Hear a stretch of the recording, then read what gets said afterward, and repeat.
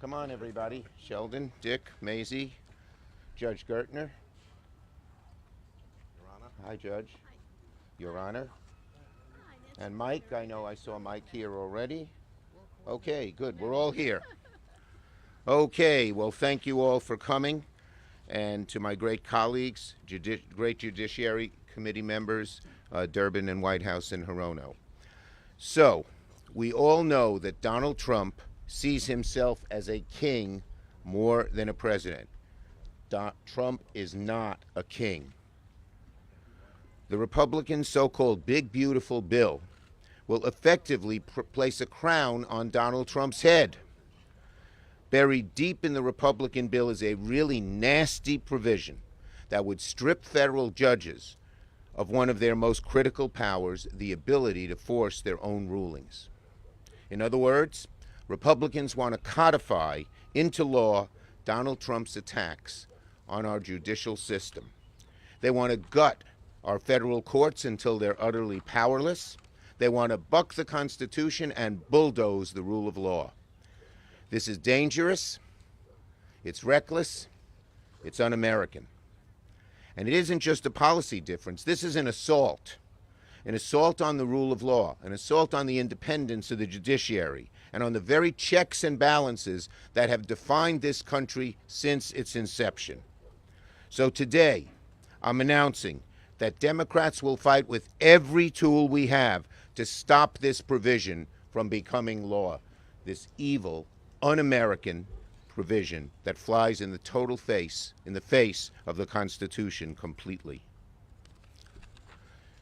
This provision, as I said, is one of the most direct assaults on the separation of powers in recent memory. It essentially hands government officials, including Donald Trump, the license to ignore any ruling from a federal judge that they don't like.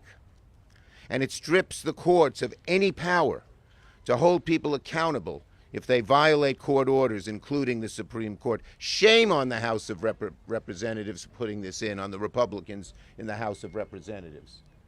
Shame. This is so bad, it's beyond the pale. So, as we all know, one of the most essential things that the judiciary has, its ability to enforce its own orders.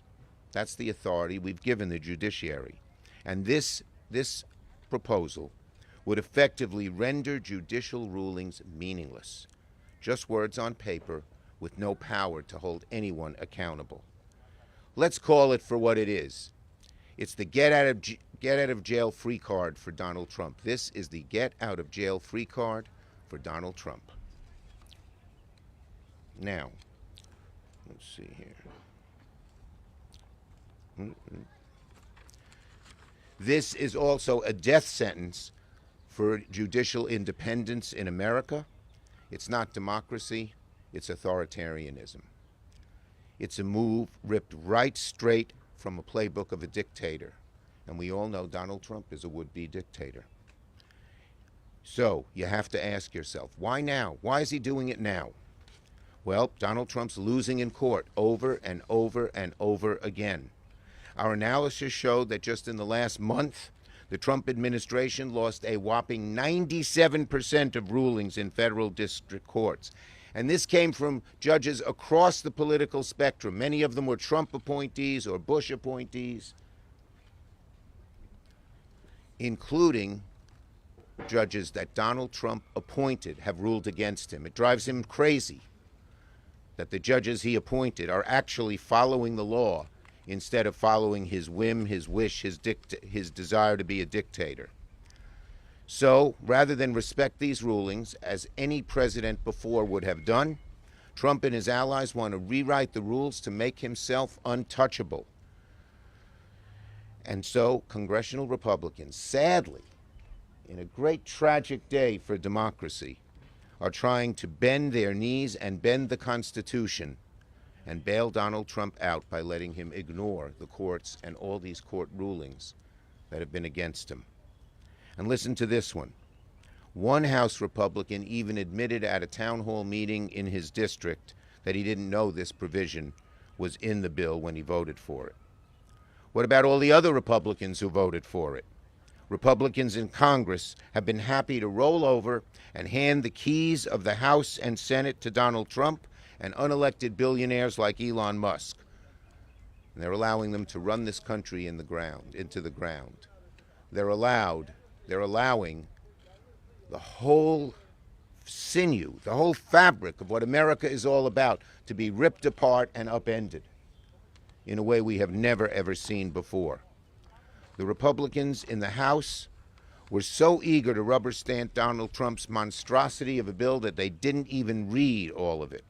Or worse, some of them read it and then didn't care, because protecting Trump matters more to them than protecting our democracy, than protecting the rule of law, than protecting the Constitution. Because whether it's Trump or Musk or any other corrupt official, Republicans are trying to create a world in which powerful people face no consequences, no matter what they do. That's not democracy. That's oligarchy. No one, not Donald Trump, not Elon Musk, not any crooked politician or billionaire, is above the law. And if Republicans think they can pull a fast one on the American people by slipping this provision into their bill, they've got another thing coming. So we Democrats are here to sound the alarm. We're united. We'll fight like hell using every tool in our toolbox to stop this provision from becoming law. Next is Senator Durbin. Let me just take all my papers here. Richard. Yeah, I got it. Yep, I'll leave it. Thanks, Chuck Schumer. I want to say a kind word about my colleagues from the Senate Judiciary Committee, Sheldon Whitehouse and Mazie Hirono. Something interesting has happened in that committee in recent times. I've been on the committee long enough to have considered literally hundreds, if not thousands, of nominees, and I kind of know the line of questioning that'll be asked of each of the nominee candidates. That's changed. It changed this year.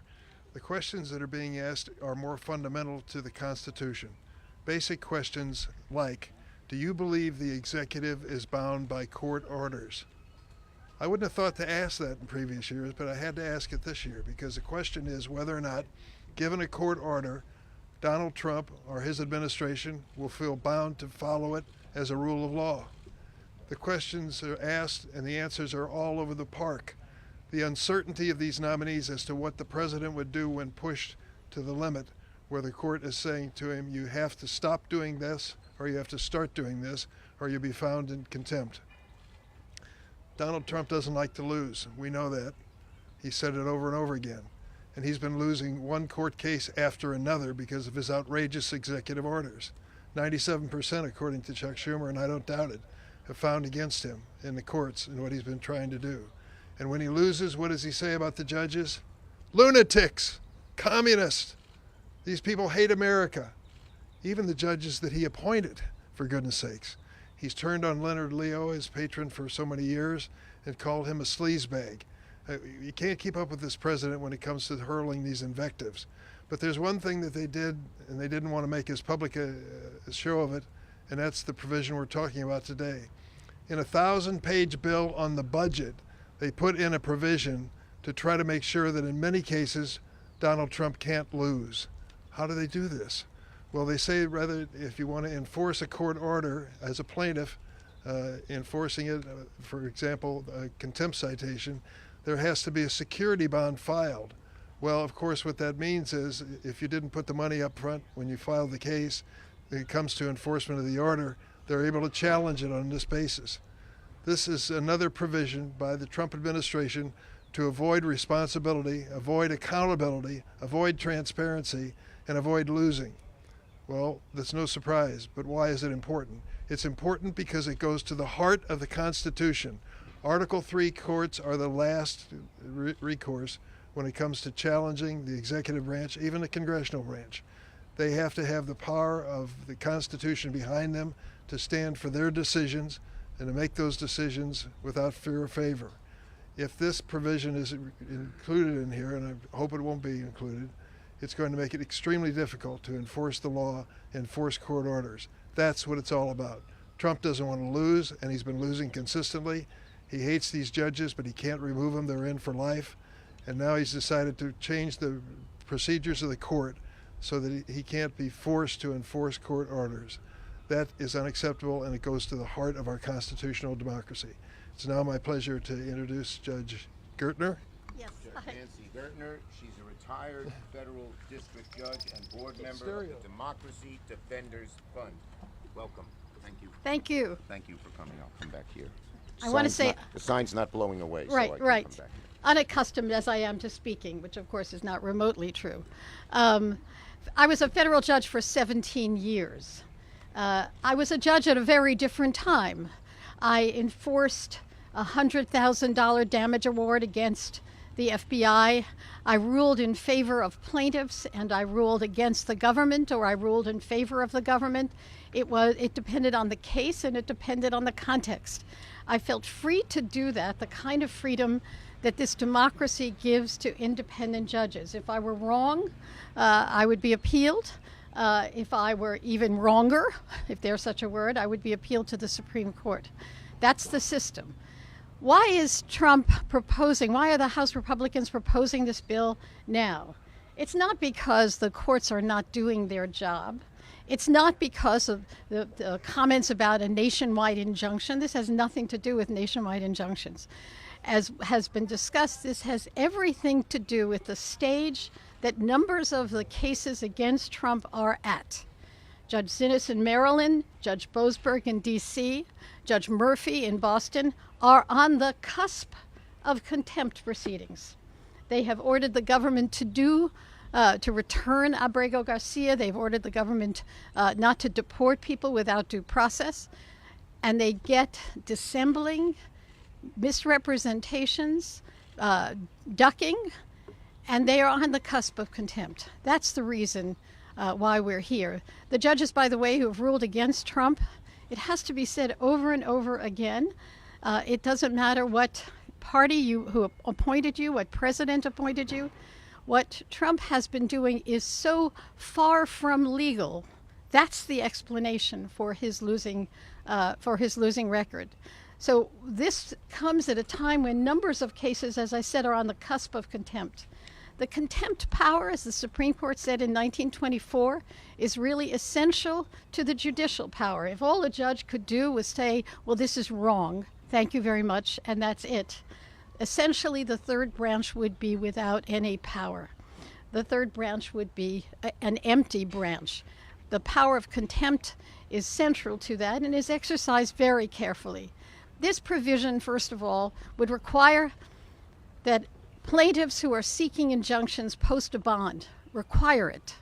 That means, go back to the desegregation cases, it would mean that the poor plaintiffs who were bringing cases against school boards who were segregating would have to post a bond way beyond their means. It would mean it would basically limit access to this very important institution, namely the courts. So this would require a bond.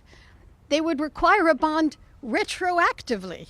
So think about the body of civil rights and institutional cases that have been brought that now would be in jeopardy if a retroactive bill were passed. What judges do now is they have the possibility of appointing. Rule 65 allows them to post a bond, to require people to post a bond if there's substantial damages in the offing. But typically judges do not do it in constitutional cases where the individual plaintiffs are, as I have described. The provision is, as I said, a direct hit on the court. You cannot use appropriated funds, it says, to enforce your orders. You can't use the marshals to enforce your orders. You can't use your not clear law clerks to enforce your orders. Essentially, it would leave the courts with it as an empty shell. It also, as I said, required a bond which would wipe out much of the civil rights and civil liberties litigation that we have seen. If courts can't compel compliance, there is no justice. there's a famous story about how, if courts have enforced it, courts have come up with this ruling, let them enforce it. They don't have an army. They don't have the means of going out and enforcing it directly. The contempt power is that means. And what this provision would do would be to try to gut it. I've watched my colleagues, as I say, go up to the moment of contempt with great care, trying to get the government to do what the law requires, what the rules that have been appealed and have been supported. And so now we're at a moment where the contempt power is critical. Small wonder that it is being attacked.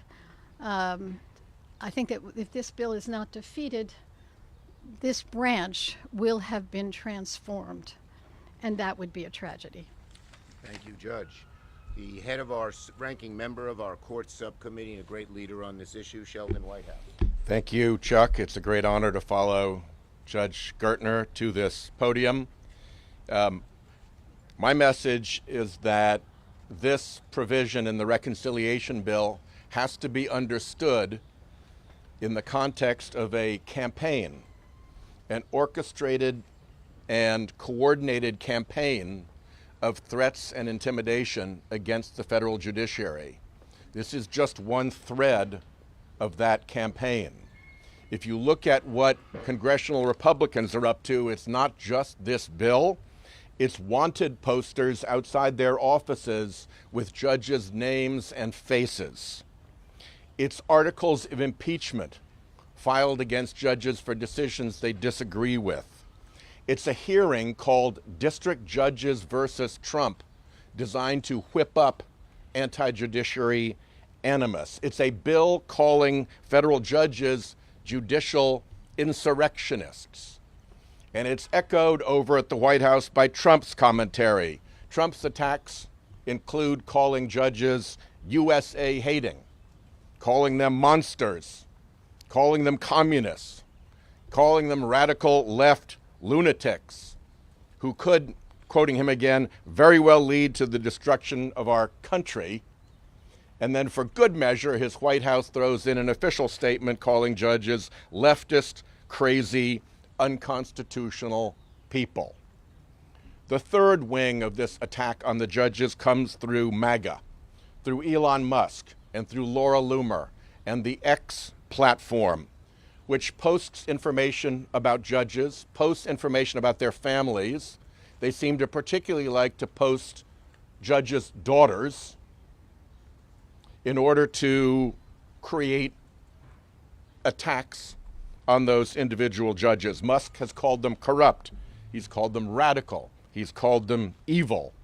At the moment, one of the tricks of this campaign of threat and intimidation is to send to judges and to their families unsolicited pizza deliveries, often in the name of the murdered son of a federal judge, saying to them, we know where you live, this is about intimidating you, and we are capable of violence. X has curated over years a horde of what I call flying monkeys.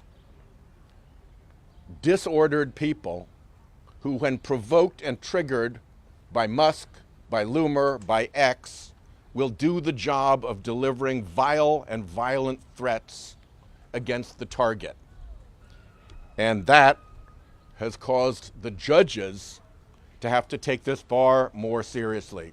Justice Roberts had to make an uncharacteristic public statement saying, if you think we're wrong, appeal, don't threaten impeachment. He did that because he was getting pressure from district judges who were feeling left hung out to dry in this atmosphere of threat and intimidation. The judges through the Judicial Conference have had to create a Judicial Security and Independence Task Force to deal with this campaign of threats. And the question we're about to face is whether the MAGA Attorney General, Pam Bondi, in the face of this campaign of threat and intimidation, will allow the Marshal Service to do its work of investigating those crimes. not only investigating those crimes, but investigating those who are orchestrating and coordinating that campaign of threats. If, in fact, as all the evidence suggests, that campaign leads back to MAGA, then Bondi has every incentive to squelch these investigations. So keep a sharp eye out for her. We're up to 162 threats now. If that's not a campaign, if that's not predication for these investigations, I do not know what is. Thank you. And now we have Mr. Zamore, Mike Zamore from the ACLU. Hi, everyone. Thank you, Senator. I'm Mike Zamore from the American Civil Liberties Union. For over 100 years, our organization has stood against presidents of both parties to defend the constitutional rights of everyone in this country. And that's because the freedom that all of us count on depends on the government being bound by the law. But now the majority in the House, as we've heard, has snuck a provision in this bill that they quite literally pulled together in the middle of the night that includes, as Senator Schumer said, a get-out-of-jail-free card in some cases to allow the government to ignore court's orders that are intended to stop them from violating the laws and our constitutional rights. One of the very first actions that President Trump took on January 20th after being sworn in was to sign an executive order purporting to edit out of the 14th Amendment birthright citizenship. Within hours, we were in court and won an injunction ensuring that our newest citizens would not have their constitutional rights stripped from them as their very first experience in this life. But the get out of jail free card in this bill would mean that unless plaintiffs have enough money to post a bond, Trump and his cronies could blatantly ignore that injunction and deport newborn babies out of this country, babies who are U.S. citizens under the words of our Constitution, and they would face no consequences. So maybe the billionaires who infest this administration don't get it, but our constitutional rights do not come with a price tag. Trump and his allies may well be frustrated that we keep beating them in court, as do so many others, but they should think really carefully about this step, because conservatives were all for courts clipping the wings of administrations and overzealous federal government in other circumstances, say to limit COVID vaccine mandates and other things. The ACLU has sued the Trump administration dozens of times already this year, but we've also sued the Biden administration. We sued the Obama administration. We sued the Clinton administration. We have sued every single administration because governments need to be bound by the law regardless of what party the president is in. This is not a Democrat issue. It's not a Republican issue. This is a democracy issue, as Senator Schumer said. We cannot stand and will not stand for a government that can impose its priorities on the people instead of the other way around. The Senate needs to kill off this provision and ensure that the 4 words carved over the edifice on that building right across the street, the Supreme Court, maintain their meaning. Equal justice under law. Thank you. Thank you.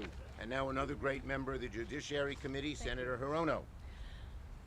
Thank you very much. I'm glad to be here with everyone to point out yet another atrocity that the Republicans have sneaked into this 1,000-plus page bill. The fact is, we have a president who does not believe that the rule of law applies to him. He is governing by executive order. Most of them, I would say, are illegal, leading to over 200 lawsuits filed to stop his illegality. The only thing that's standing between him and his illegality are the courts. Thank goodness. Thank goodness. And judges who were appointed by Republicans and Democrats alike have put the question to this administration. You know, judges like things like evidence, facts.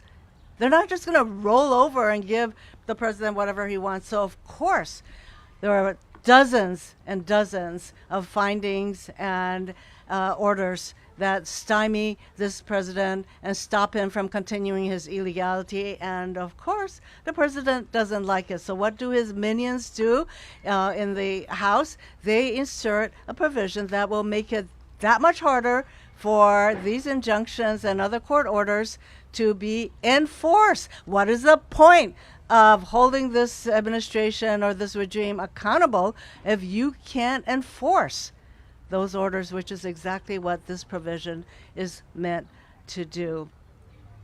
We can't let them get away with it. We can't let the Republicans get away with it. In their continuing desire to get patted on the head by this president, they will insert a provision that has absolutely nothing to do with the budget. So we need to get this provision out of the bill, but just people should understand this is the kind of thing that this president wants to have done on his behalf. He will attack anybody who can stand up to him, whether they're law firms, whether they're corporations, whether they're colleges and universities. His modus operandi is to attack and try to stymie anybody that stands up to him, and that is why this provision is in this bill, to stop the courts from preventing him from continuing in his illegality. Glad to be here with all of you. Thank you, Senator Hirono. Questions on this subject? Yes. You obviously don't agree with the president on this bill, but there was some unique bipartisanship this week with Senator Warren and President Trump. They want to scrap the debt limit. I know you've had discussions with him in the past about potentially doing that.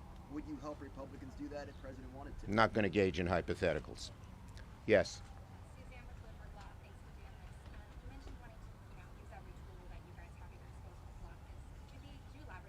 Yeah, let me just say, let me be clear. If the Senate Republicans go along and include this toxic provision, Senate Democrats will fight to knock it out in the Byrd process. Our message to Republicans is, bring it on. We're going to use every tool in our toolbox to stop it. Okay. Last one. Is there any concern on your part in the Byrd process? Newman has shown that he's willing to sort of overrule the parliamentarian on some things. Are you concerned that there's a ruling that the other side will go along with that ruling? Look, we believe that they ought to abide by the parliamentarian as has been done by Democratic and Republican leaders for decades. Thank you, everybody.